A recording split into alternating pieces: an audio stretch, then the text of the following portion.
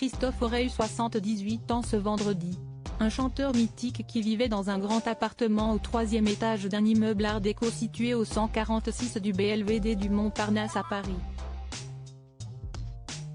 Christophe, qui aurait eu 78 ans ce vendredi 13 octobre 2023, habitait un grand appartement dans un immeuble art déco du boulevard Montparnasse, dans le 14e arrondissement, pas très loin de la Closerie des Lilas.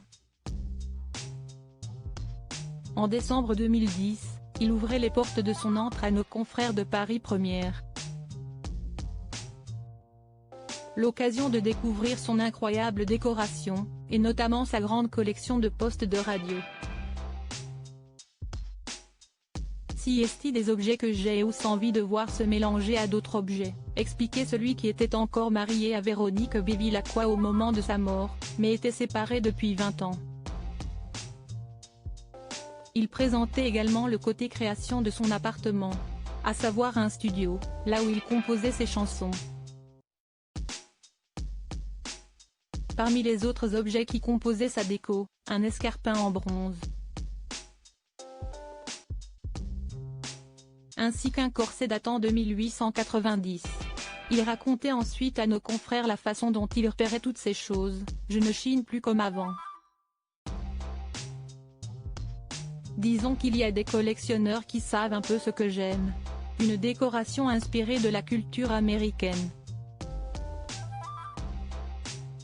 J'ai beaucoup aimé les années 60 américaines. Les voitures, la musique, les objets. » Racontait-il, en montrant une photo qu'il a prise lui-même d'une Cadillac de 1958. Christophe ouvrait de nouveau les portes de chez lui en 2013, cette fois-ci à nos confrères de France 2. Un salon psychédélique, aux allures de cabinet de curiosité où trône poupées, photos, œuvres d'art et surtout jukebox, la grande passion du chanteur, décrivait-il dans ce reportage, en filmant cet appartement au goût unique. Le papa de Lucie revenait notamment dans cette émission sur son côté original, et même aventurier. Un état d'esprit qu'il a eu dès son plus jeune âge. « J'adorais le voyage. Je dormais beaucoup sur les plages, dans mon sac de couchage. Ou sur des bancs. Souvent, on se faisait attraper par les flics.